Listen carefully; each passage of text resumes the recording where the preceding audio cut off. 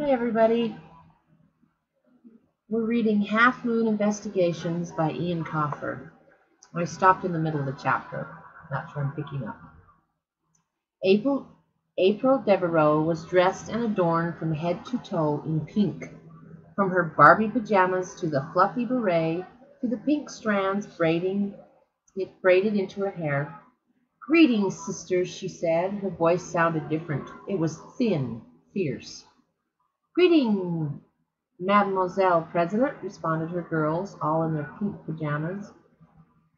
Mademoiselle President? These girls were taking their little club a bit seriously, weren't they? "Why have we gathered today, sisters?" "To solve the problem of the ages, Mademoiselle President," intoned the girls. Their tone was muted, but their eyes were bright and excited. "And what is the problem of the ages?" It was a one-word answer. "Boys." April Devereaux punched the air with tiny clenched fists. "Yes, boys. For too long, boys and grown-up boys have ruled this earth and made a mess of politics and ozone and stuff. For too long, us girls have been not listened to by males, even our dads and brothers and people who should know better. How do we change this, sisters?"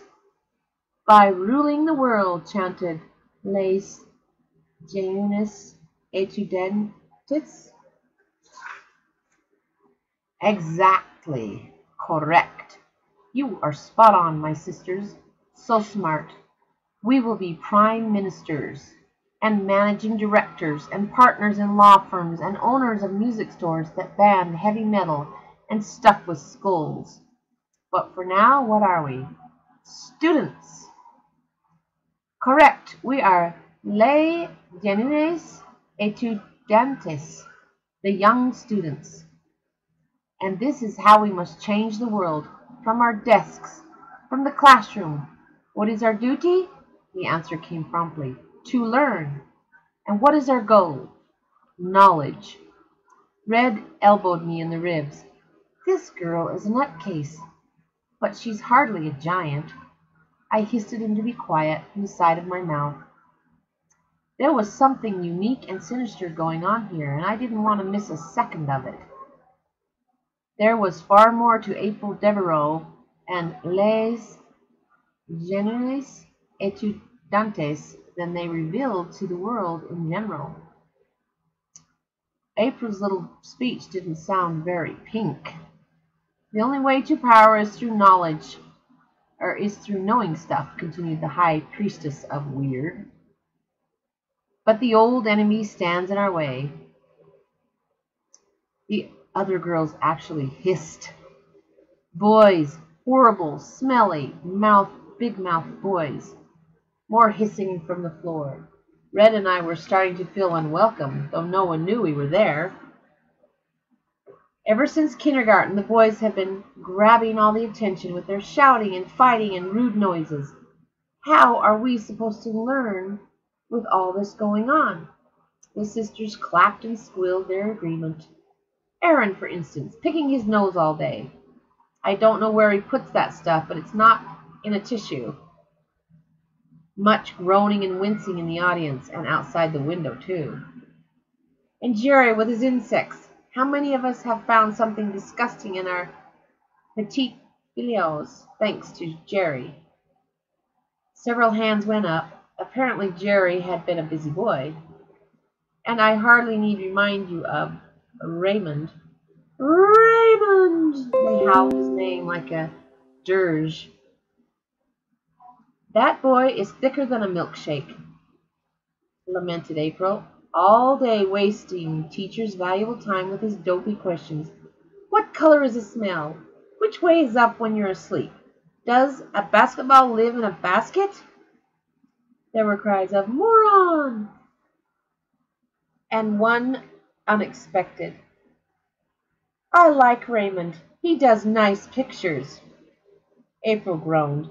"May, I know you don't bother coming to most of the meetings because of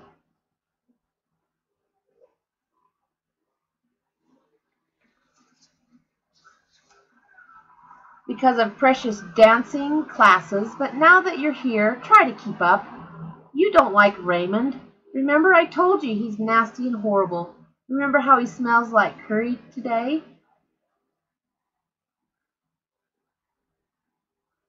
May giggled. That's just being a boy. There's always one missing the point. Being a boy is bad, May. We don't have to put up with boy stuff. We need to take charge. Be the bosses like we should be. May nodded, but you could see she was doing it to be in the gang. So you hate boys? April prompted. Yep. Well, sometimes. May. Hate them, can't stand them. Better, April clapped her hands. Now, girls, I mean sisters. You're my cousin, April, not my sister, said May. May! Screeched April, pointing a stiff finger. Shut up! You're ruining the meeting. We're not real sisters, just pretend. It's a game. If you can't play along, you'll have to go home. May chewed her lip.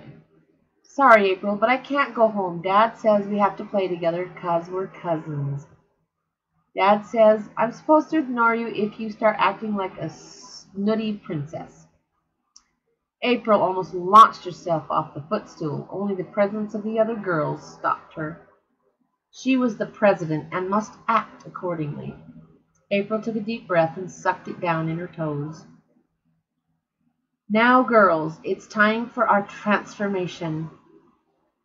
They lined up excitedly in 2 rows before a poster of the pop star Shauna Bearderbeck in a dance pose. Shauna was the undisputed princess of Pink, a girly icon with a squeaky voice and several platinum CDs under her sequined belt. What do people see when they look at us? Asked April. They see little girls, answered the little girls. And what do they think of us? Sugar and spice and everything nice. And what do they not see? Les dîners étudiants, chorused the girls. And why do we use the French words?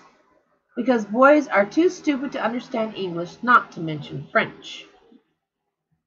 Now the moment had come for us to show our true selves, our secret selves. Sisters, you may transform. What? Change, May, change. Okay, sorry. The girls pulled off their pink pajamas to reveal dark pantsuits underneath. Pink scrunchies were replaced with black butterfly clips. Pink slippers were kicked off, and leather shoes slipped on. April ceremoniously snapped off 10 false nails and pulled the pink strands from her hair. The final touch came when she turned her fluffy beret inside out. It was black on the inside. She pointed at the poster of Shauna Bearderbeck. Whose dream is this? A boy's dream. Is it our dream? One voice. Yes. May, be quiet. Is it our dream? No. Well then, sisters, what is our dream? April jumped from her podium and tore the Pop Princess's poster from the wall.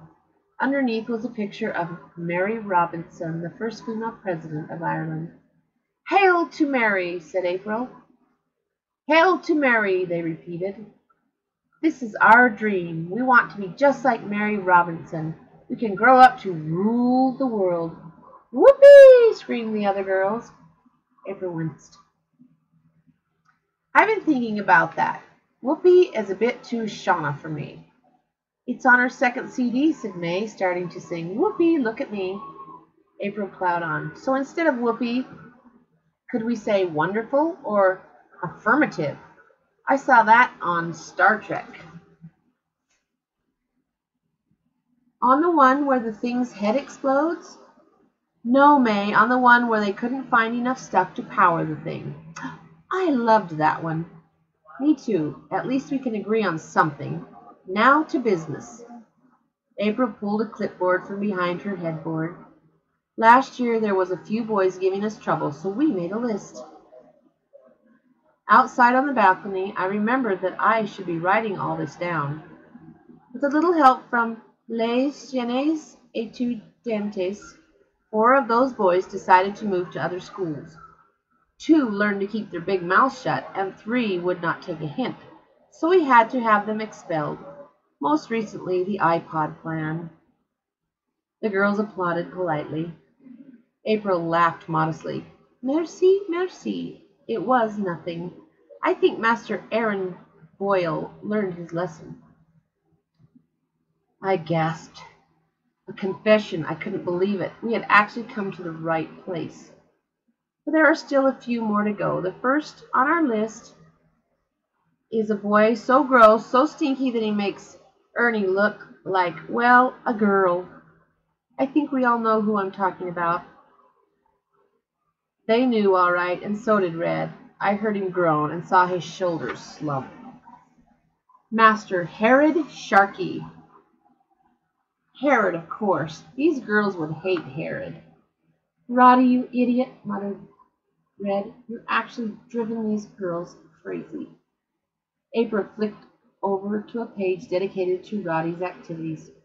Last year, Master Sharkey wasn't much of an interruption as he spent most of his time at home sick. The girls nodded knowingly.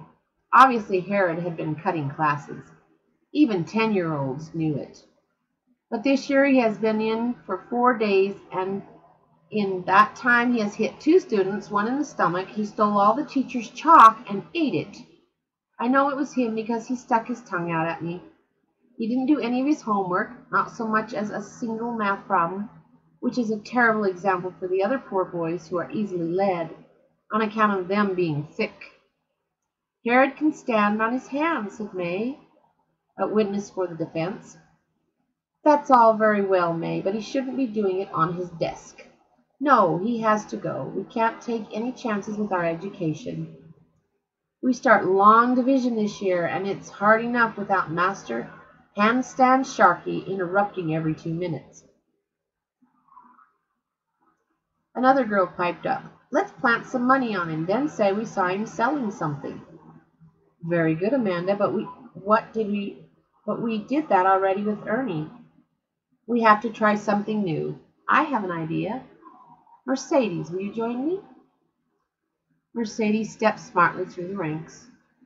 Show the sisters your arm. Yes, Mademoiselle President.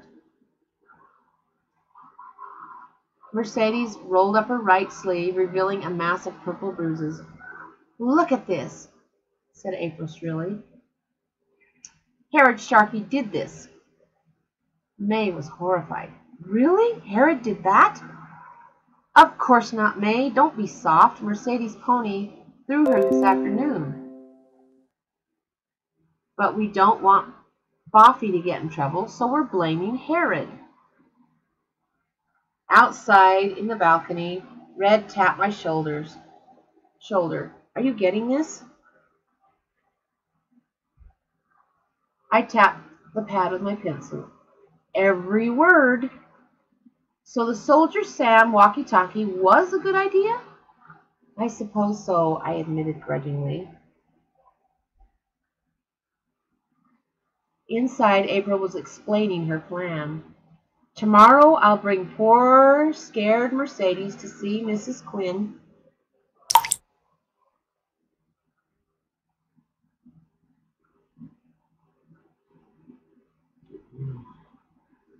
And she'll explain how Herod twisted her arm, but she was too scared to tell.